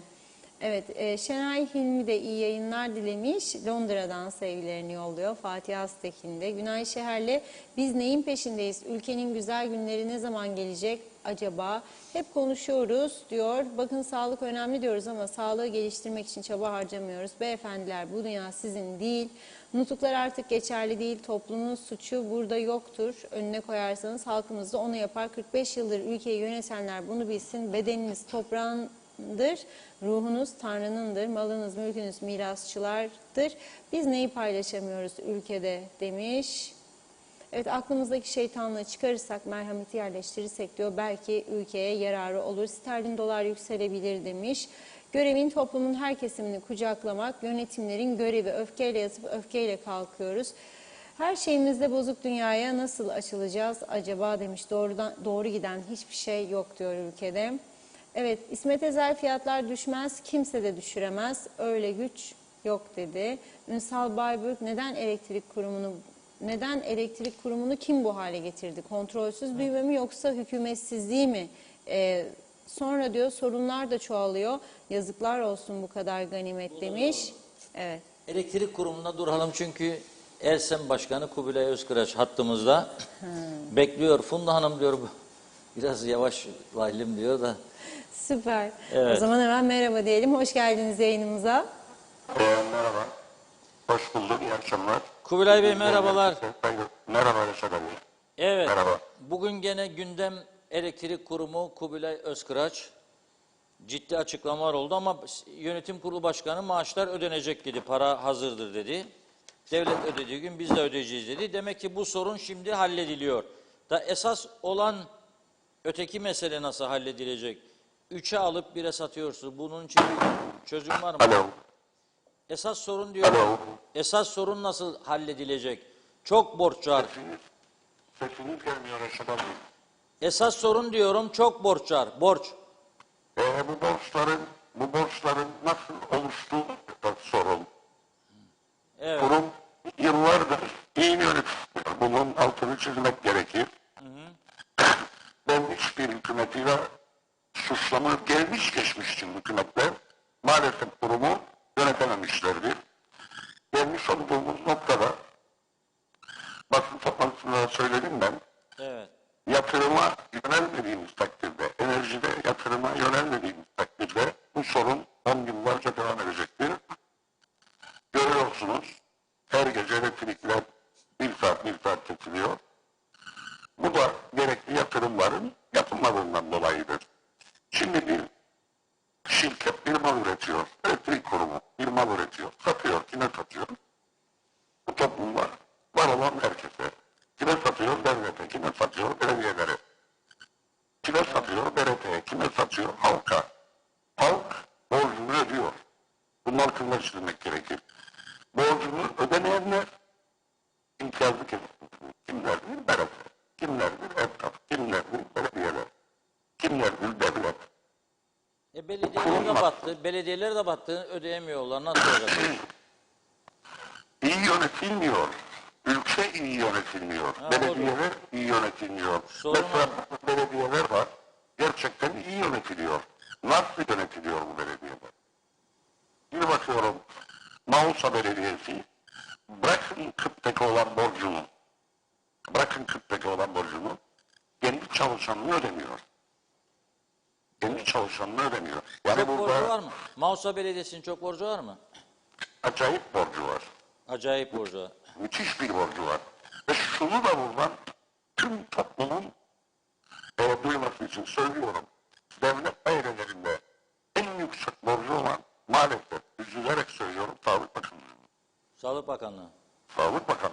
Ne kadar? Bir rakam verebilir misiniz? Ya tam rakamı vermeyeyim ama müthiş bir para. Efendim? Müthiş. Müthiş yani. Yani müthiş deyince 18 milyon vakıf var idaresi dediniz bugün. Demek ki beş sağlığın 50'dir belki de. Çarp 5 lira. 5 de. 5 lira çok. Anlarsınız. 90 Bak şunu söylüyorum Reşat Bey. Biz hiçbir devlet kurumunun elektriğini kesmek istemiyoruz. 90 milyon. Ancak bu 40 Ekim'de bu üretimi gerçekleştirmesi için öncelikli yakıta ihtiyacı var. Öncelikli personele ihtiyacı var. Çalışan personeli ödemek durumundasınız. Yedek parça ihtiyacı var. Bak şunu da söyleyeyim size Reşat Bey. Evet. 15 bin saat ihtiyacımız var şimdi. Bakma saat evlere bakıyorum. Hala da Ayyane Komisyonu Başkanlığı'nda 5 bin saat bekliyor. İhanet çıkacak, yapacak, olacak. Yani bürokrasine büyüyemiyor. Evet. Yedek parça ihtiyacımız var. Hatta olan borç var. Hep söylüyorum. Yatırım, yatırım. Yıllardır söylüyor bunu. Geçmiş yönetici arkadaşlarla şimdikilerle bir de şunu söylüyorum. Sesler gelin. Tıpkı yatırım yapın. Enerjiye yatırım yapın. Enerji öyle bir sektördür ki sürekli yatırım isteyen bir sektördür. Sürekli yatırım. Evet. En az 15-20 yıllık projeler üretmek gerekir. Ben günü kurtarmak için konuşuyorum. Biraz önce Turan Bey dinledim. Maalesef o da çaresi. Ama kurumu sendika yönetmiyor. Kurumu Kıptek Yönetim Kurulu yönetiyor. İki değil ya. Yani burada en son eleştirilecek kişiler, çalışanlar bu. Bir de halkta şunu görüyorum ben son dönemlerde. Ya sağlık çalışanları 6 aylık ek mesailerini almadılar. Bu ne demektir biliyor musunuz? Skandaldır bunlar. Sağlık Bakanlığı ne işe yarıyor? Evet. Bu insanların gece gündüz hele son 2 yıldır yaşadıklarını kim biliyor? Keza Kıbrıs Türk Elektrik Kurumu çalışanlarının bu süreçte ortaya koyduğu fedakarlığı kim biliyor? Evet. Kim Şimdi biliyor? Sayın Ama Facebook'larda Şimdi izliyorum başkan ben. diyor ki, başkanınız diyor ki 600 tane adam çalışıyor diyor, 607. Siz de bugün diyorsunuz ki personel eksiği var. Kaç olması Bak lazım şunu kadrosu? söylüyorum. Efendim? Reşat Bey şunu söylüyorum ben. Kaç olması lazım kadrosu? Kıbrıs Türk Elektrik Kurumu'nun kadrosu 800'dür. Benim söylemek istediğim odur. Bugün BRT'de tek bir kuruluş, BRT'de bir merkezde 700 kişi var. Çalışanlara emek kesimine bir laf ediyoruz. Yanlış anlaşılmaydı. Tabii. Koskoca 6-7 bölgesi olan bir kurumda 600 insanla bunu çevirmek kolay değil. Bak basın toplantısında da söyledim. Özellikle teknik ekiplerinin 2 kişilik çalışıyor. Yazık değil insanlara verin hakkı. Evet. Şimdi siz diyorsunuz ki elektrik kurumunda 600 kişi çalışıyor. Zaten bunun 140-150 kişi tek bir üretim santralları. Emekli olan arkadaşlarımız var. Evet. Sıralı emekli olacak arkadaşlarımız var. Bilmeyenlerin bir tekniklerin yetişmesi en az 5 yıldır. Evet. Ya bizim çabamız, bizim isyanımız, bizim çabalarımız bunlaradır. Şimdi bu elektrik kesintileri devam edecek bu durumda değil mi? Aksa çünkü yeterince elektrik. Şimdi Aksa'da o taraftan ne diyor? Bana para vermeyin. Ha bu sözleşmeye imza atanlar nerede? Evet. Siz İmza yani, atırsan ödeyeceksin. şimdi bunu Böyle netleştirelim. bir işler. Netleştirelim. Tekneciğin ürettiği elektrik Kuzey Kıbrıs'ın ihtiyacını karşılayamaz durumda öyle mi? Kesin. Kesinlikle anladım. Kesin. Ben O zaman sırarla, Reşat abi sırarla benim söylediğim nedir? Tıpkı yatırım yapın. evet. Ve güneyle de entegre et. Ben güneyden alıyorum. Bunu bu toplumun bilmesi gerekir. Doğru. Bu toplumun bilmesi gerekir. Doğru. Bu borçlar bir gecede olmamıştır. Tabii. 40 yıllık birikimdir. Bir zamanında Reşat abiden daha yapılıyor. Güneyden de elektrik aldık. Ya Tek bir kuruşluk yatırım yapmadık. doğru. Ta 94'lere kadar Ferdi Bey'in Tarım Bakanlığı'nın döneminde 60-100 megawattlık 2 tane santral verildi. güneyden aldığımız beleş elektriği sattık mı topluma? Parasını mı attık? Doğru. Esas mesele bunlardır. Hiç Mesele kimse bunlardır. bu günden bu dakikadan itibaren çalışanlarla ilgili konuşmasın artık. Gerçekten yazık ediyorlar. Ve sağlık çalışanları, elektrik kurumu çalışanları emek kesimine saldırı var şu an bu ülkede. Ya bir şey daha söyleyeyim size ben Reşat Bey. Evet. Emniyet teşkilatında çalışan bu polis arkadaşlarımız bunlar ek mesai de almıyor. Ama bu şinlantını yiyenler belli. Bu ülkenin kaymağını yiyenler belli. Sen biraz önce bir şey söyledin. Bir diş macunu Kuzey Kıbrıs'ta 100 TL'yken Güney Kıbrıs'ta 1,5 olur. Aynen öyle. Kim hesap soracak? Aynen öyle. Kim hesap soracak? Hangi mekanizmadan soracak? Doğru. Ha, Türkiye Yollası'nı biz bir kere dinleyince öyle vermişler. Hesap sorulacak. Bu ülkeyi bu hale getiren kimse siyasilerden hesap sorulacak. Doğru. Çok teşekkür Bizim ediyoruz. söylediğimiz Gene olur. verdiğiniz bilgiler için çok teşekkür ediyoruz. Ben teşekkür ederim ilginizden dolayı. Kolay Çok gelsin. teşekkür ederim. Kubilay kardeşim sağ olasın. Çok teşekkür ederim. Sağ ol. Çok teşekkür İyi ediyoruz. geceler. İyi Sağ ol. geceler. Yani gene gördüğünüz gibi her tarafta bir çile var. Ama en büyük çile de bu elektrik kurumu. Nasıl çıkacaklar bu işin içinden ben hiç kestiremiyorum. 440 milyon aksaya borç var. Bankalara müthiş borçları var.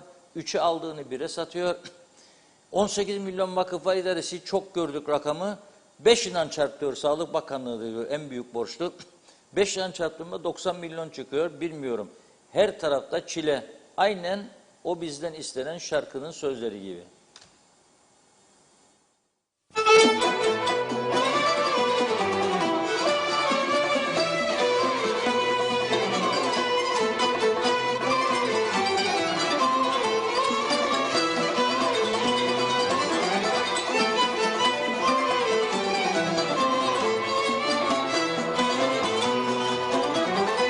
Bülbülüm gel de dile, söyle benimle bile, sesini duyur güle, çile bülbülüm çile, çile bülbülüm çile, çile bülbülüm çile.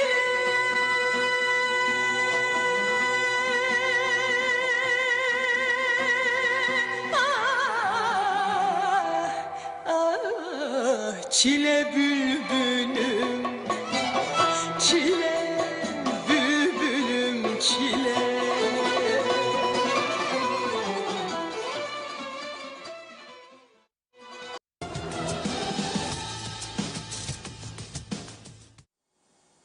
Evet, Emel Sayın'ın ne güzel okuduğu bir şarkı değil mi? Çile bülbülüm, çile diyor. Dün gece bakınız, çok enteresan şeyler oluyor bu küçük ülkede. Esas konuşmamız gerekenleri konuşamıyoruz. Bir programlık değil, 10 programlık, 20 programlık konulardan biri de nedir? Trafik. Çok tehlikeli boyutlarda. 410 araç durduruyor polis. Lefkoşa'da 134 tanesini rapor ediyor. 410, 134. Her 3 araçtan biri suçlu. Alkol, sürat, cep, ruhsatsız, sigortasız. Daha da enteresanı. 16 yaşında bir çocuk. Öyle deriz ya biz 18 doldurmadan çocuktur daha o deriz. Ehliyet yok, bir şey yok. Kim verdiyse arabayı altına veya alıp kaçtıysa gidiyor vuruyor hiç suç olmayan adama. O da giriyor vitrinden içeriye. Nasıl can güvenliği var bu ülkede? Söyleyin. Cennet Kıbrıs'ım. Cehenneme çevirdik. Cennet Kıbrıs'ı biz cehenneme çevirdik. Birileri dedi ki dünkü manşetiniz, o dünkü manşeti yarın gündeme getireceğim video görüntüleriyle. Bugün çok yoğundu haftanın ilk günü, yarın getireceğim. Onlar nasıl cennet Kıbrıs'ı daha cennet yapıyorlar ve bunun için çaba sarf ediyorlar. Biz cenneti nasıl cehenneme çeviriyoruz? Bunun bir tek sebebi var. Aşırı partizanlık ve yönetim başarısızlıkları. Başka bir şekilde izah etmek mümkün değil. Biz aslında bu ülkeyi bu hale getirdik. Kabullenmek istemesek bile sorumlusu bizleriz. İsteyen kabul eder, isteyen kabul etmez. Bir de dedim ya az önce, bugün çifte tütütme olursa iyi olur dedim. Bir bizi bir Havva Hanım'ı Mehmet Bey göndermiş tütütmesini, onu da verelim. Hayırlı akşamlar Funda Reşat Bey. Allah sizleri nazarlardan korusun. En büyük TV 2020. Sağ olun, var olun.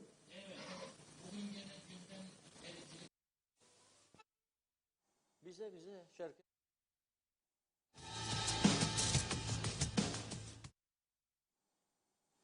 Evet, çok teşekkür ediyoruz Mehmet Kurtulmuş Bey'e de. Sağ olsun, var olsun. Tüm izleyicilerimize teşekkür ediyoruz. 2021'i hayırlısıyla göndereceğiz. Yakında, az kaldı. 2021'i inşallah, maşallah bize 2021'i aratmaz. 2022, 23 Ocak seçimleri toz duman mı olacak ondan sonrası, yoksa gökten altın mı yağacak bilmiyorum. İnşallah öyle olur. Gökten bir anda altın yağar belki, ama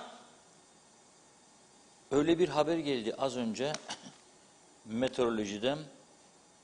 Aman Allah'ım, yarından itibaren 3 Ocağa kadar yağmur ve fırtına. Çok dikkat edelim. Yorganlar ve mumlar hazır olsun. Tufan Bey de, CTP Genel Başkanı da şikayet etti. 3 market gezdim diyor, tüp gaz bulayım bulamadım. 3 market gezdim diyor, mum alayım mum da bulamadım diyor. Çünkü elektrikler kesiliyor ya. Nasıl oturacaklar? Onun bebeği de var. Bebek ağladığı zaman süt verecek. Nasıl verecek? Birbirini görmeden olmaz. Saklambaç oynardık çocukluk zamanımızda. Öyle olacak bu iş.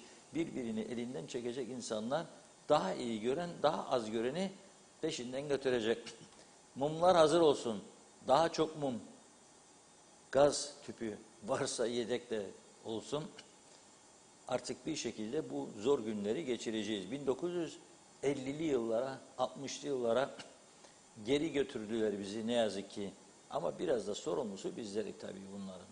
Yeğlimden olacak, görmen 35-50 yaşında öldü 60.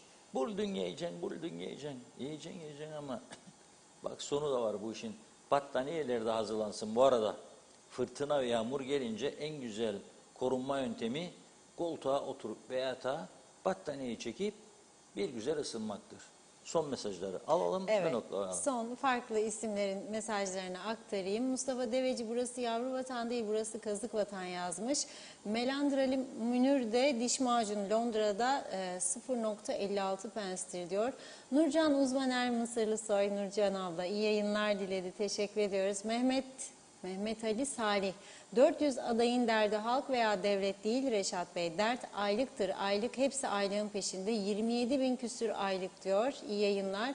Uğur Kambur'da, iyi ki varsınız. Allah sizden razı olsun. Güzel insanlar yazmış. Aysel Çelikkol, hayırlı, sağlıklı, mutlu haftalar. Doğru söz, doğru haber, sizinle gurur duyuyoruz dedi. Yılmaz Yüksek de, anlaşılan o ki bu memleketi başbakan değil tüccarlar yönetiyor. Başbakana hiç aldırmıyorlar bile, istediği kadar marketlere indirin desin. Ona hiç aldırış etmiyorlar dedi. Evet, Eylem Üzümcü sesi yazmış. Evet, Atakan Şenyurt'ta radyodaki yayından bahsediyor. Özeş Oğuz, Kıptek bu duruma gelene kadar bu sendika neredeydi, hiç mi bunları görmedi diyor. Kimsenin umurunda olmadı. Bundan sonra ne yapabileceği anlatılsın demiş. Belgin Rıfat'ın bir sorusu var. Acaba güneyden elektrik alsak daha mı ucuza olur diyor. Ve evet, son mesaj Cemal Öztemiz'de, yoğurdun fiyatı için bir şey demediniz Reşat Bey dedi. Evet, yoğurtlar da diğer ürünlerde olduğu gibi hepsinde cep yakan ürünlerden. Evet Reşat Bey, eklemek istediğiniz son olarak. Evet, bir atasözü vardır. Yanınca yoğurdu üfleyerek yerlermiş. Biz de yoğurdu üfleyerek yemek durumuna geldik artık. Habire zam yükleniyor. Onun için 3 kiloluk değil artık. 500 gramlık yoğurtlarla birer kaşıkla idare edeceğiz. Her şey ateş pahası. İnşallah yem fiyatları düşmüş. Bakınız.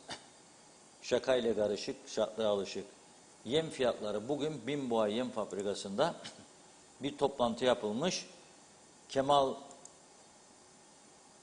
Dana Bey de biliyorsunuz kooperatiflerden sorumludur. Nihayet Demokrat Parti kanadı seçim arifesinde olsak da görevden alınmasını büyük ölçüde başarmış. Neden? Çünkü Binboğa Yem Fabrikası'na 20 kişi alınsın istenmiş. O da almayınca ne oldu?